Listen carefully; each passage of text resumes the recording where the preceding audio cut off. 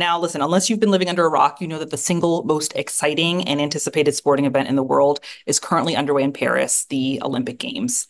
There have already been so many memorable moments that have happened, from an unforgettable opening ceremony to record-breaking performances from some of your favorite athletes. And what's happening in competition is only a teeny tiny bit of what mark the Olympics and the athletes will make out in the world. Our guest today, of course, knows this better than anyone. Beyond her performance on the track, Allyson Felix made big waves when she publicly took on Nike in 2019 for their lack of maternity protection. Allyson now runs her own footwear company, Sage, is a staunch supporter of gender equality and one of the most influential voices out there on maternal rights. Joining us live from Paris, please welcome Olympic icon Allyson Felix. Hi, thank you so much for having me. Hi, Allyson. It's great to see you, and thank you for being here with us. We have so much to talk about, but before we get into all of that, I know that this has been a really big year for you, both professionally, which we'll dive into, but also personally. And we all were really thrilled to see the birth of your son and you expanding your family to now having two kiddos. And so, how has life been with as a family of four? Well, thank you so much. It's been amazing. Definitely an adjustment for sure. We're finding our way, but I'm just so happy that I had a beautiful birth experience and, didn't face the same complications and really blessed to now be a family of four. That's awesome. Well, of course, these are your first Olympic Games since retiring from track and field, and I know the games are just getting started. But how has this year so far compared to your past Olympic experiences? It's such a different experience, it feels a little bit odd being at the games and not competing. I oftentimes feel like I should be doing something, preparing, getting ready for a race. But at the same time, it is very nice to be on the other side of it. I'm able to take it all in. I have all of my family here. And so that experience is great. But of course, there's a bit of a loss there as I'm finding my way into new roles and new positions. Hmm. Um, and I'm really excited to talk more about all of that. But I think one thing people are really eager to know, just that sort of in this new space as a spectator for the first time, what have you really been enjoying most? What events have you been attending? What has been most exciting for you? So far, gymnastics has really been the top of my list. I bumped into the women's team right before they went out last night, and got the gold, and it's just incredible to see them. So confident, so much joy. A lot of them have been through such adversity, so to see that just displayed in such a strong, powerful performance was incredible. Of course, swimming is underway, and that's been incredible. Watching that, and then yeah, just seeing some beach volleyball, like a lot of things happening. And there's just an energy here in the city, and that's something totally different that I've been able to experience. Just being able to be out and about with the crowd and the people, and really feeling like there's something special here. It must be a very special experience for you, having been on the other side of that, and to sort of know what that energy is like for people who are, as you mentioned, like the women's gymnastics team, or experiencing a win. That's that special moment. I'm sure can't no one else can relate to that if you haven't actually been through that. Well, I know part of what you're focused on in Paris is thinking about the impact athletes are having outside of competition, which is obviously something that you know very well. And I'm curious, just why do you think it's so important that we highlight the work athletes are doing beyond the sports that made them famous? Yeah, I think for a long time, athletes really felt, in myself, you felt like you had to like fit in this perfect box, and you really had to stay in your lane. And, your only value that you had to add was the contributions to the sports that you did. And I think we're seeing a really different time right now for athletes, that their voice is loud, they have impact, and they have work that they're passionate about. And I think it's really important to highlight them as a whole. And so for me, I think we're seeing more and more just a different generation of athletes who are willing to speak out on things. And I think it's really important to highlight that as well. To that point, I think in many ways you're sort of a trailblazer in this space of speaking out on things. And in 2022, we were really lucky to have you come to TED and give a talk about the work that you were doing in the maternal rights space, that was stemming from your own struggles, and of course you made a big impact at this year's games. I know you've erected what is the first nursery in the Olympic Village for parent athletes, and so I'm just curious how you think attitudes toward working parent athletes and working mom athletes specifically has changed since you gave your talk a couple years ago. I feel like we have a lot of momentum and we're moving in the right direction. When I went through my experience, these weren't conversations that we were having. Pregnancies were being hidden. I hid my pregnancy. I have so many teammates and colleagues who had just a struggle, a really difficult time. Right now, I'm so happy that there are so many examples of incredible moms that are athletes and that are competing here at the games. Having the space in the village, the family space, for families to come together, to bond, to spend time. To me, it really sends a message to women that they are absolutely capable after they have children to still be at the top of their game, to still be here at the Olympics, and really shifting the culture to show everyone that doesn't mean that you have to start another chapter in your life. So I think we've come a long way, but of course, there's still more work to be done. And it's work that that no one singular person is going to do on their own. We have to all collaborate to do it. But I do feel like we are moving in the right direction. Yeah, that's amazing. I mean, and I think when you think about just female athletes in general, it feels like there's really been a big moment this year. And I'd love to know if you feel like, is this just a trendy thing that's happening this year, or do you think that women's sports are finally getting their due? Yeah, I think that it's been a long time coming. A lot of us have been screaming about this, many years ago. So it feels really good to see, some of the world take notice to it. And I think that if we continue in this path, this will be here to stay. I think we have a lot of work to broaden the sports that are getting the attention. Obviously, women's basketball is really at the forefront right now, but there's no reason that other sports can't follow in the same path. And we have to show up for them. We have to watch them. We have to buy the gear and the merch, all the things in order to continue this trajectory. Well, I want to pivot for a second to something else that you've been really vocal about, which is connected to maternal rights, but specifically thinking about the Black maternal mortality crisis, which is, I know, an issue that also has arisen from your own experiences and the challenges you face around childbirth. And we've seen headlines about this for years, about how Black women are disproportionately at risk for experiencing experiencing death rather as a result of childbirth. And I'm just, what does it seem like what are we missing here? Why do we keep seeing these headlines over and over again? We have to do something about it. And until we do, there's not going to be an improvement. And I think there's a lot of different reasons, why we are in the situation that we're in. But to me, the most glaring always comes back to the statistic around, I believe it's 80% of the complications and deaths, that women of color face are preventable. And that just always stops me in my tracks because that means that we can do something about it. And it also makes me hopeful because there's change there.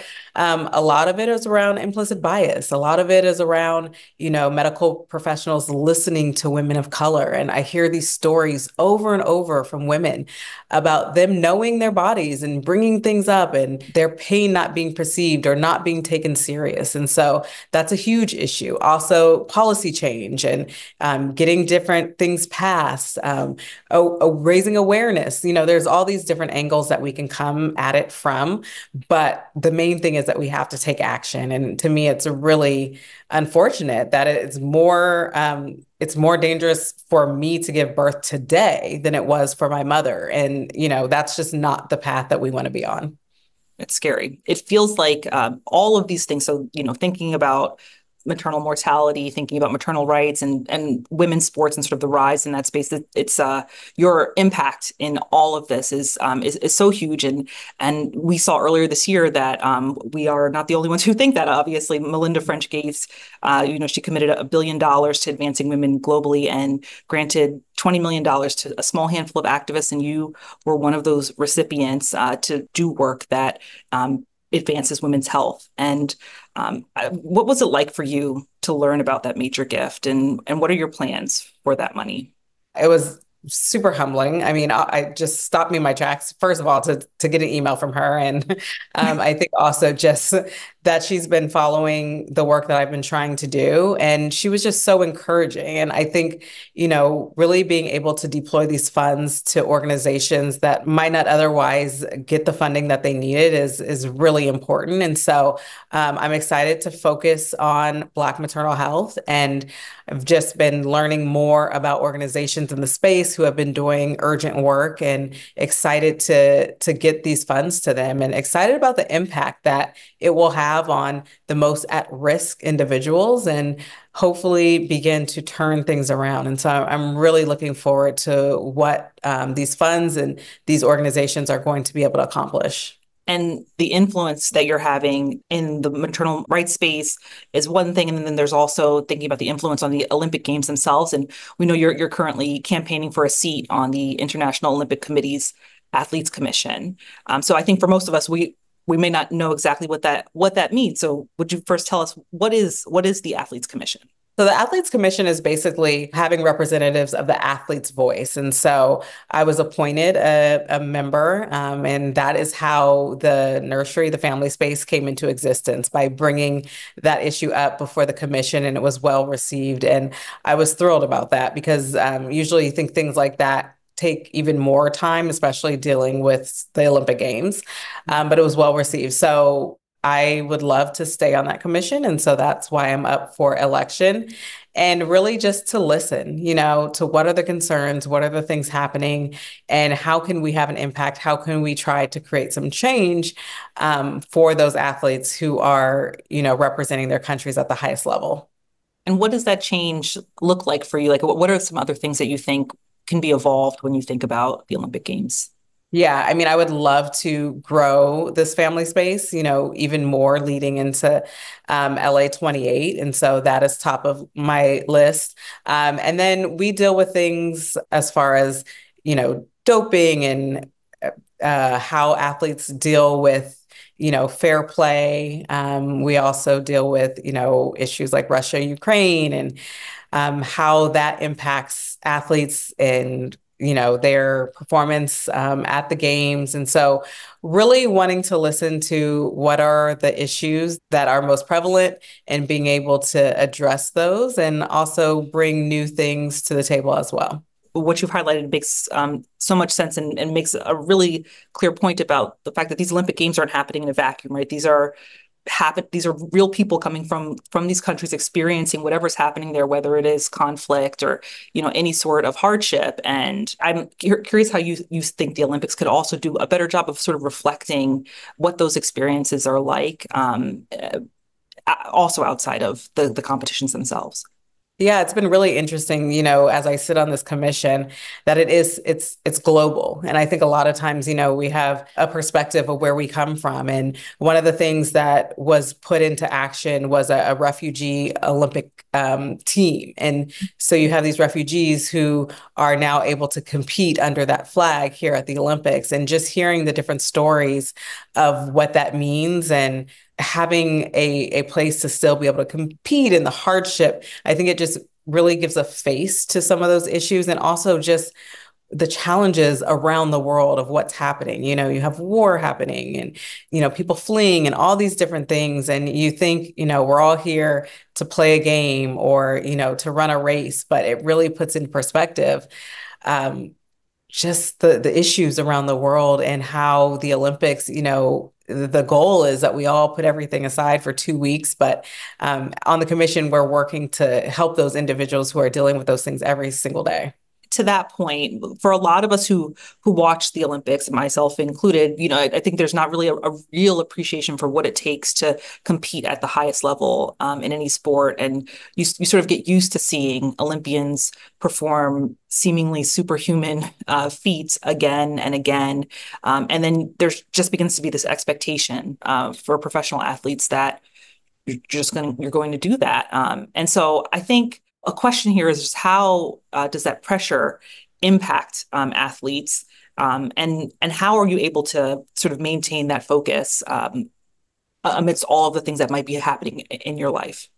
Yeah, I think it'd be very difficult. I know for myself, there is a pressure, there is an expectation. And I do think that when you have longevity, it almost becomes that these performances, like you said, are expected. And Mm. so you win a gold medal and it's what everybody expects you to do. But when you don't, that's really when you feel the weight of the world. And I think it really can wear on you, especially when you're at the very top. And I think we've seen examples of this, and it can really, when your mental health and all of it. And I'm really excited now that we're having more conversations about it. And I think athletes are being more transparent. At the height of my career, I don't feel like even the way that I approached it was really healthy. There was Mm. really this mentality of you got through it at any cost. You didn't take time off, you didn't step away, you didn't talk to someone. You went forward because as an Olympian, you have 2 weeks where the world takes notice of you. And so you don't want anything to get in the way of that. But now, even, with what Simone did in Tokyo, I think we really saw an amazing example of stepping away and prioritizing your mental health. And so I hope that we continue to understand that athletes are just people and they have the same issues and the same challenges as everyone else. And I hope that we continue to provide resources for athletes as they deal with, the very real struggles that happen when you're competing at the top level. And we had so many questions that are coming in from the audience around this idea of mental health and how to take care of that. And I'm curious for you, as it relates to thinking about like being a mother, and I love what you're saying around resources. How does that look different for people who are coming off of what, no matter what, is a really life-changing experience of giving birth to a child? Like, how does that affect your mental health and the way you think about your sport? I think it's all in that same kind of theme. I think it's understanding when it feels like too much. I think any big change in life comes with that, that feeling of possibly needing some help, and recognizing that and understanding that that's not a weakness, that is just a way of life that so many people go through. And I know that for me, it has been a lot to go through a retirement, to have another child, to have all these kind of new life moments, and understanding that I have to give myself grace. I have to sometimes take a moment. And I think we have to bring that to a place where it's normal and where we extend that same grace to everyone. And that's just on a professional level, no matter what your industry is. Sort of specific to the Olympics, and you talk a little bit about this when you think about like the sort of influence you'd like to have with the Athletes Commission. Every year we're seeing stories too about the growing popularity of like performance enhancing drugs and other ways that people are aiding themselves in performing better as an elite athlete. And I wonder what role you think this culture of perfectionism and how we're sort of putting mental health aside, what role does that play here? I think there's still that very real pressure that individuals feel to cheat. I think that you see whatever the benefit is, and that there's this, shortcut that you can take for whatever. I think you have a number of reasons, to do that. And so I think it's really unfortunate. And one thing that always comes to my mind when I think about doping and athletes, and a lot of these athletes are young, a lot of them, they can't go down that path by themselves. There are other people who are involved and who take advantage. And I really think about that part. Like, who are the coaches and it's all about your circle. And I just don't think that that's something that you choose just solely on your own. You need help to execute that. And so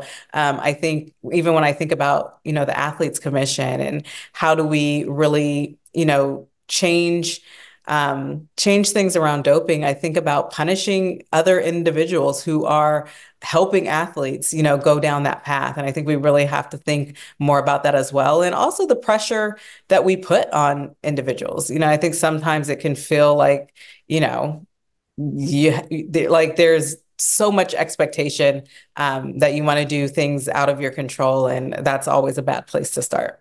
And what role do you feel like the public plays in all of this? That there's, this culture is not, it starts at the competitions themselves and within sports, but how do we as spectators contribute to these feelings, and how can we help prevent this from being a big challenge? I think, we have to realize that athletes are human. I think a lot of times, even since I've retired and I've been able to take in some events, it's really been interesting because I see how this is just entertainment, for people. You're watching it, you're consuming it.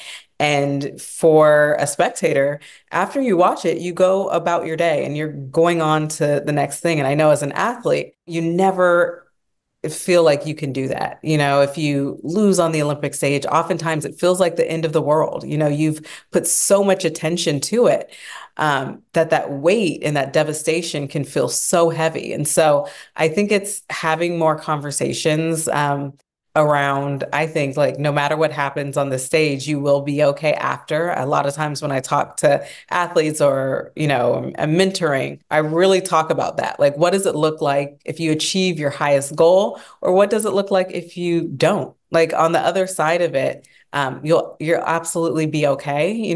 Obviously there's disappointment that comes along with it, but you pick up the pieces and you keep going. And so I think we just have to remember and put things into perspective. I think with social media, there's so much access to these athletes, and there's so many nasty comments and things that happen. And I think, just being kind, to people who are participating in these things and understanding the weight that they have going on as well.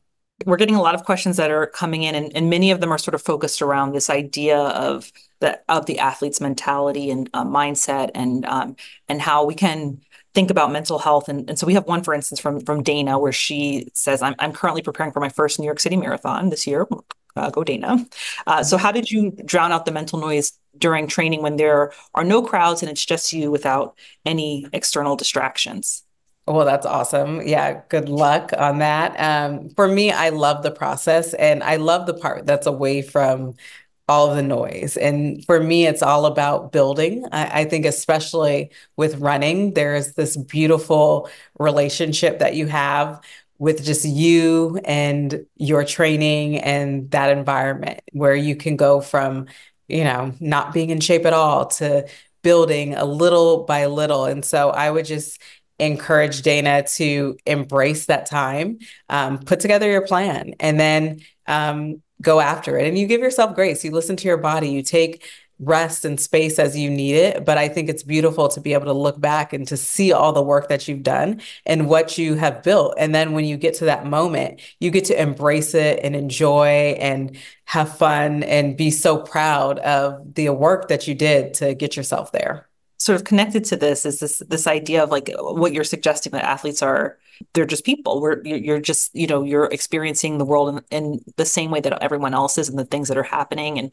you have people in your life who are important to you. And how do you use those people, the things you love, your family, your friends, your country, especially when you're thinking about the Olympics, to motivate you as opposed to distract you from achieving your goals? I just deeply believe that you don't accomplish anything by yourself, and that's, within sports or without. And so to me, my team is everything. My family, my friends, like, they pour into me and they help me. And there's the moments where you just don't want to think about training or your sport or anything, and you're able to, just come and have a normal evening or a dinner or whatever the thing is. And then they build you up. But I remember in 2016, I had a really bad injury right before the Olympic trials. And it was my team that got me through it. They were the ones that uplifted me, that encouraged me, when I couldn't see the vision of how it could ever come together after this devastating injury. They were the ones who got me through, and I ended up making the Olympic team. I ended up still performing and, coming home with medals. But if it was just me by myself, there's no way that I would have had the vision and the motivation to continue on. Thank you for sharing all this. And there's so many people who are just saying that they're just so inspired by you, and they are really appreciate hearing these stories about how you've manage to maintain, the sense of calm and mental health around performance.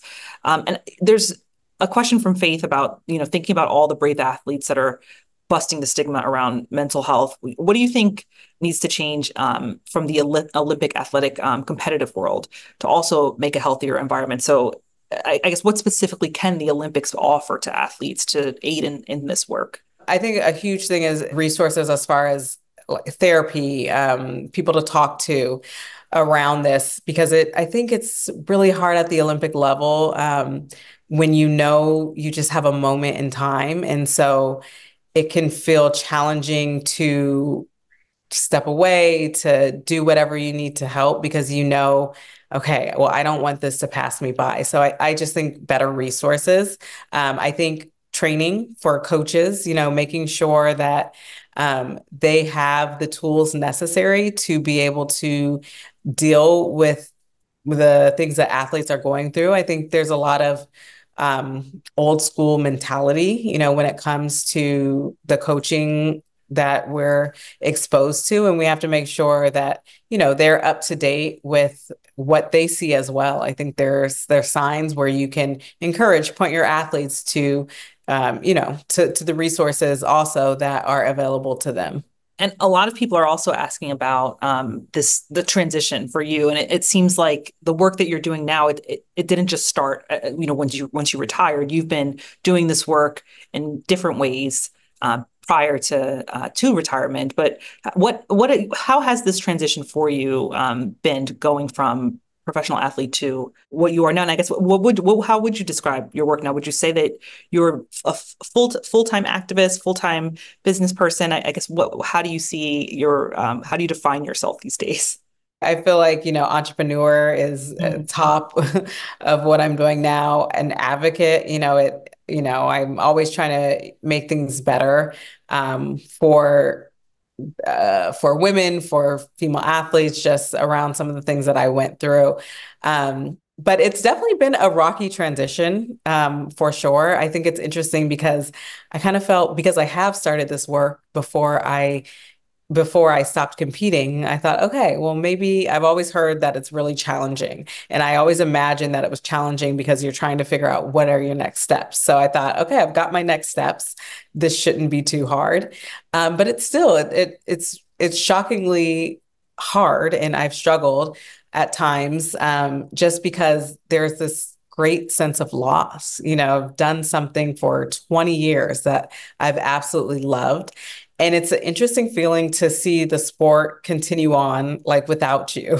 And so it's figuring out like, okay, what does that mean? And, working through those different feelings and approaching everything for the first time. And so I've started to find my way, but it's taken a lot of work, and work that I didn't expect to show up in the way that I needed to do it. And so I think a lot about just athletes as they go through this path and how they're supported. I think that you're used to such a structured, regimented schedule and a team of people helping you. And then sometimes it can feel very lonely and isolating as you pursue different goals, without the same support system. So, yeah, it's an interesting transition for sure. Yeah, I mean, and do you feel like there's an element of the training that you had that prepared you for this transition, or I'm sure there are some things that carry over in at least how you tackle or attack your day. Yeah, I think the biggest thing has really been like the adversity that I've dealt with on the track, because I have been through all different kinds of things. And it's always been about the long game, in training. And I feel like that same approach, like I know that I will get to the point where I figure it out, and I have that determination and that perseverance to get there. And so that's really has motivated me, and I think helped me coming from the athletic space. Well, Siobhan is really interested in getting some tips from you on what do you tell yourself to push yourself to the next level, sort of hearing a little bit of what that conversation, I guess, looks like for you inside of your head, and how do you think about how you can go beyond all the amazing things you've already accomplished in track and in life?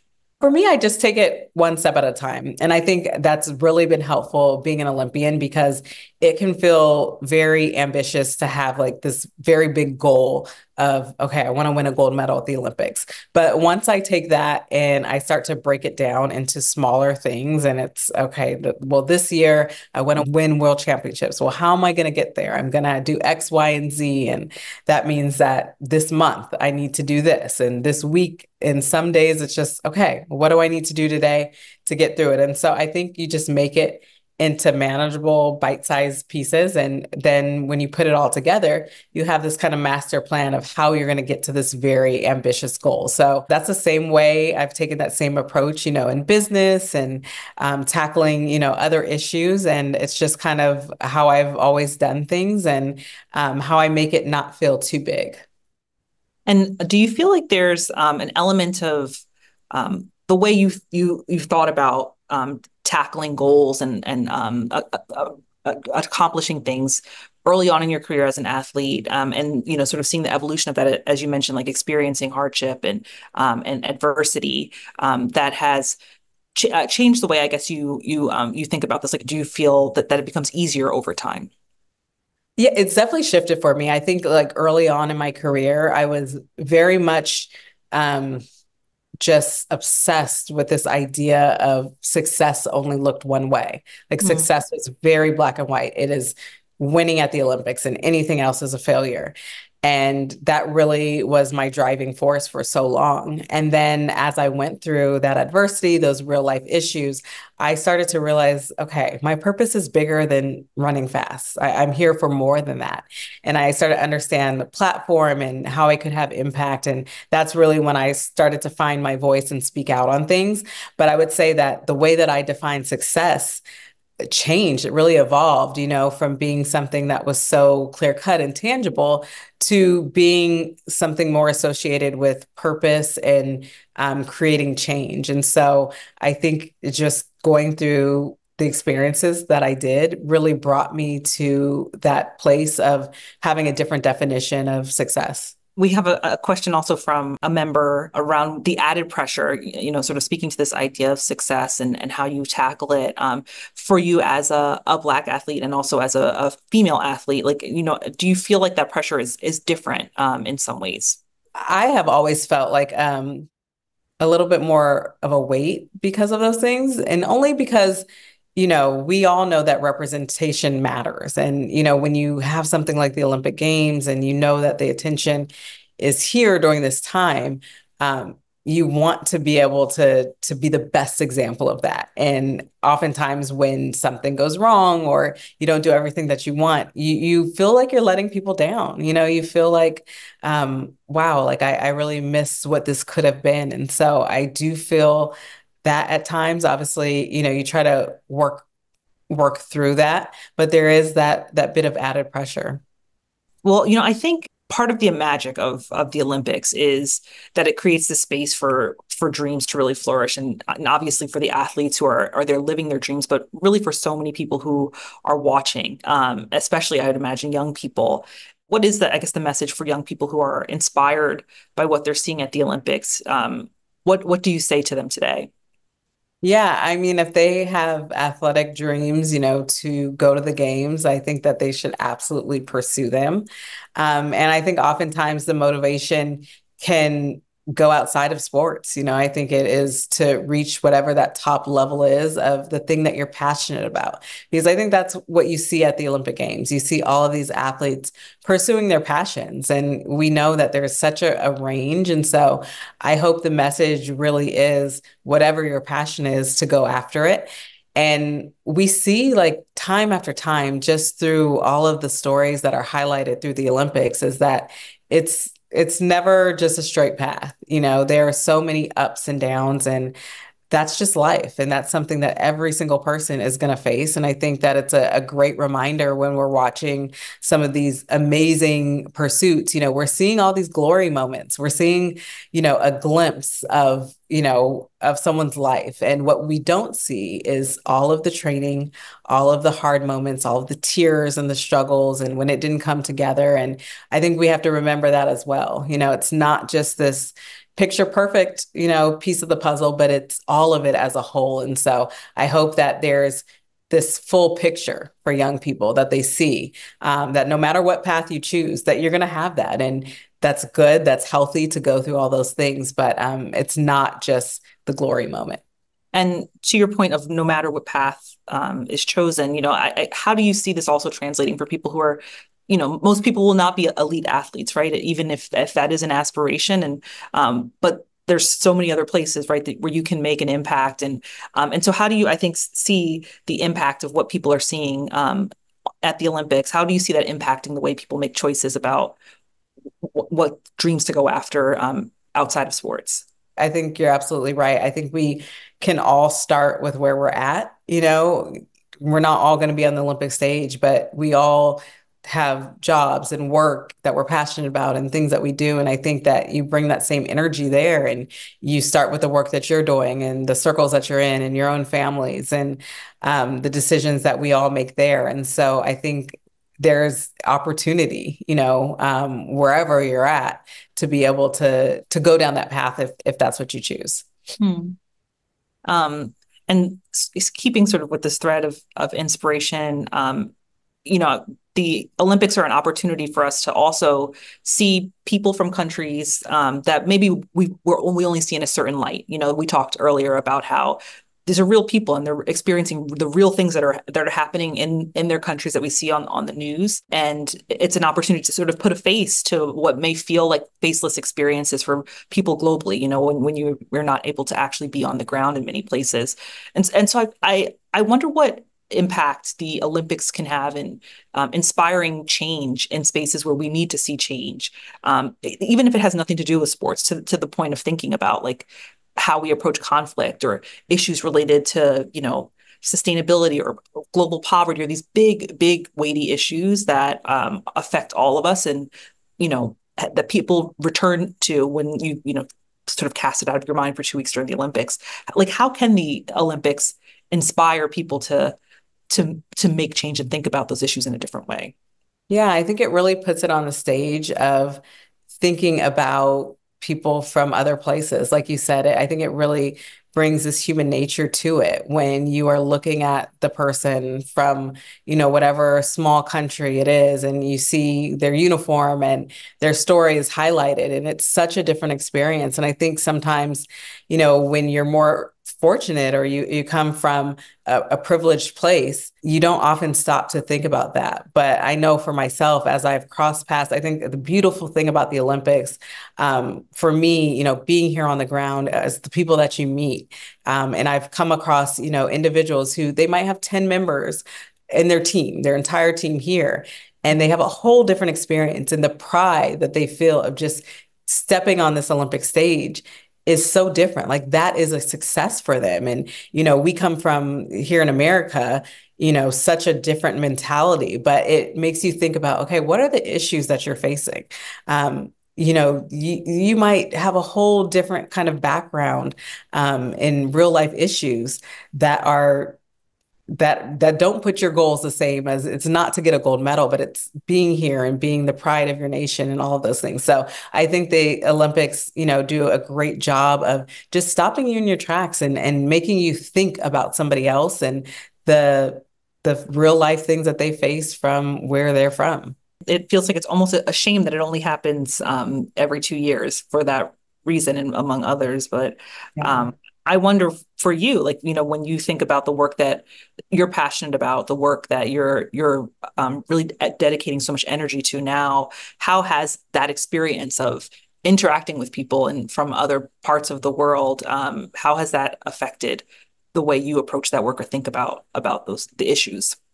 Yeah, I think it just definitely makes me have a heart for them, when I'm exposed to whatever the other issues are that someone is facing, and brings them top of mind. And I think it's really important when you're doing that type of work to make sure that you're being really inclusive, to everyone. I know for like seeing the family space in the village, and being able to see athletes' responses and videos that they've made interacting in the space has really just brought it home how much it's needed and the impact that it's having. And so it's motivating for, a lot of other work as well, and just that we have a long way to go.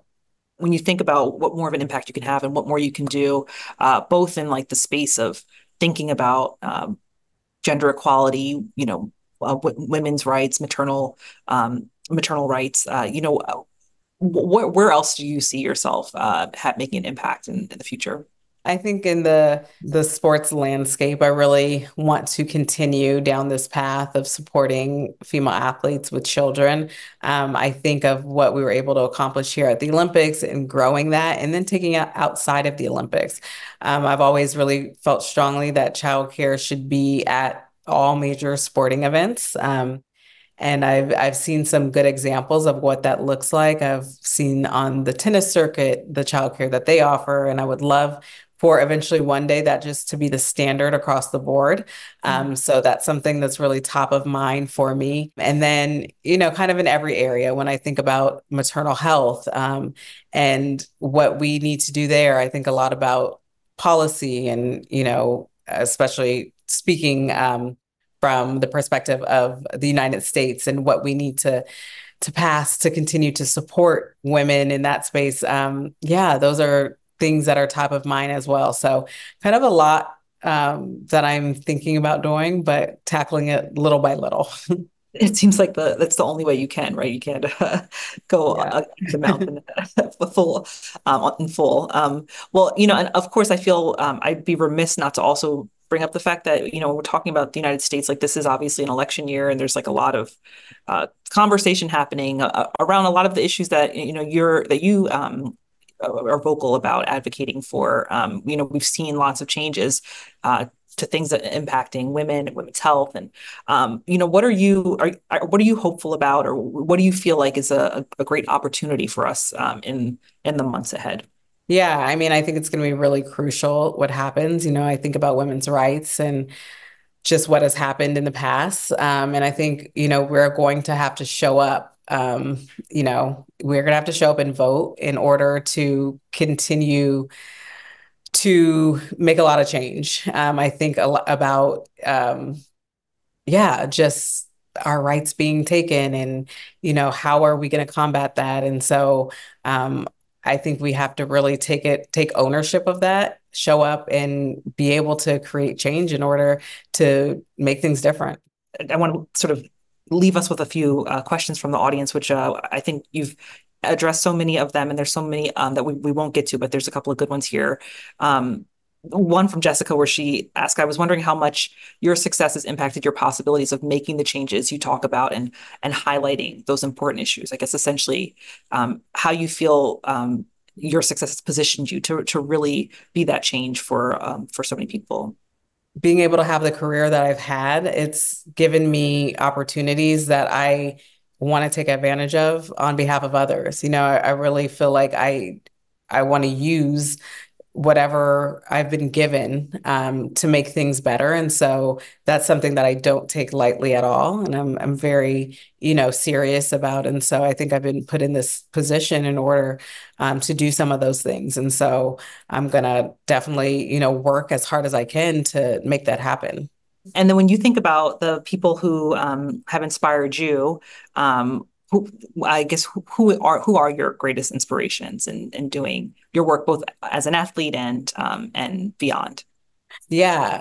I mean, as an athlete, I have been inspired by Jackie Joyner Kersee, who a phenomenal athlete, but even greater person. And she, to me, really sparked, I guess, some of this desire. She has an incredible foundation that I really grew up around and grew up watching her give back to her community.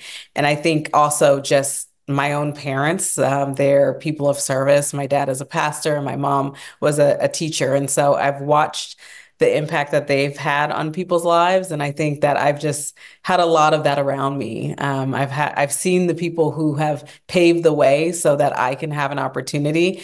And so that is never lost on me. And it inspires me to want to do the same for someone else. And Miriam asks, how do you prepare for competition at a world class level if you come from a place where there's not necessarily, I think to the we were discussing a moment ago, where maybe you're in a country where there's not as much support for athletes. How do you think people can really find a way to excel? I think the incredible thing about sports, for the most part, is you still can excel. And I think that sometimes it can be a way out, a way to bring attention to your situation. And I think a lot of times that's the motivating factor. But I think you prepare as best you can. You do the best that you can with what you have, and you just carry on that way until it brings about change. But I think that's the thing about the Olympics is it highlights a lot of those issues and brings attention to some of those areas that maybe we wouldn't be on our radar otherwise.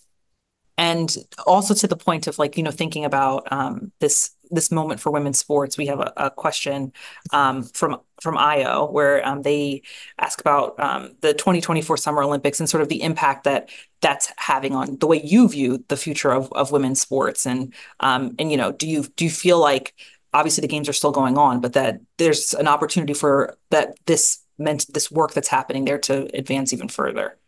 Yeah, I really think about the young girls and boys as well who are watching these games.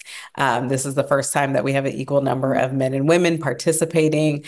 I think about even my daughter is 5 years old, and I think about the images and what she sees, and I think that I hope for her and her generation that are watching that it's not out of the norm to see a woman who's doing incredible things, to see a mother who is out there just excelling. And so that's what I love about the games is that you do have these incredible examples of fascinating people doing amazing things. And I think it begins to become the norm. So right now, obviously, there's so much momentum in women's sports, and I hope that it carries on much further than the games. But I'm really thinking that it's going to have a lot of impact on those who are at that really impressionable age right now and are able to witness all of this happening. And to that point, speaking of your own family, is that something that you encourage for your own children to sort of follow in your footsteps in this way? Do you hope that they'll become Olympians as well one day? Not necessarily. Okay. Okay. I mean, I will support them in whatever path they choose. And I'm sure there's a good chance because they are growing up around sport and being exposed to it that they'll want to go down that path. But as a mom, I really want to expose them to a really diverse sports and art and all the different things. And hopefully they can find what they're passionate and what they choose. I find sport to be very difficult at times, especially, the track and field and all of the things that I went through. And so I think that's why I'm very protective of that. But also, my daughter has grown up on the track. And so she's constantly asking about racing here and there. I've tried to get her to do every other thing before we land on that. But whatever she chooses, I'll be right there as her biggest cheerleader, my son as well. I love that. Well, these final minutes, I'm curious just if there are, things when you think about, the work that you've done that you're doing right now and sort of the lasting impact that this can have on folks who are both athletes, experiencing like the benefits of the things that you've brought to the Olympics and people outside who are just sort of watching your impact and thinking about how it's changed the way they think about their own experiences as working mothers or the way that they might feel empowered as women. What is your lasting hope for how this work impacts and influences people out there in the world who are admire and are inspired by you? Yeah, I really hope that it does all the things that you just mentioned because it's such collaborative efforts. I think it happens at the level of, where I am and the rooms that I'm in, but it absolutely happens for everyone in the space that they're in. And so I hope that, someone might feel empowered at their job or, within their family to have these conversations, to bring things up, whether it's with maternal health, sharing stories, amplifying them. Um, if it's talking about, the nursery in the village and maybe where there should be childcare somewhere else, um, pushing the limits and pushing what we have accepted previously and saying, okay, we don't have to go down that same traditional route. We can do things different and maybe we should. I love that. It feels like there's an opportunity for us to finally make this change, that there's momentum here, and we just have to keep riding that wave and pushing things forward, it sounds like. Yeah, I agree. I agree with you. Well, Allyson, thank you so much for taking the time to talk with us and for answering questions from our members. I feel like we've received so many. I've received so much love, and I don't know if you can even see, like, people are sharing so many hearts in the Zoom webinar here. But we appreciate you, and we're grateful to you for everything you've shared and everything you're doing. So thank you so much. Thank you so much for having me and for all the members who joined. Appreciate it.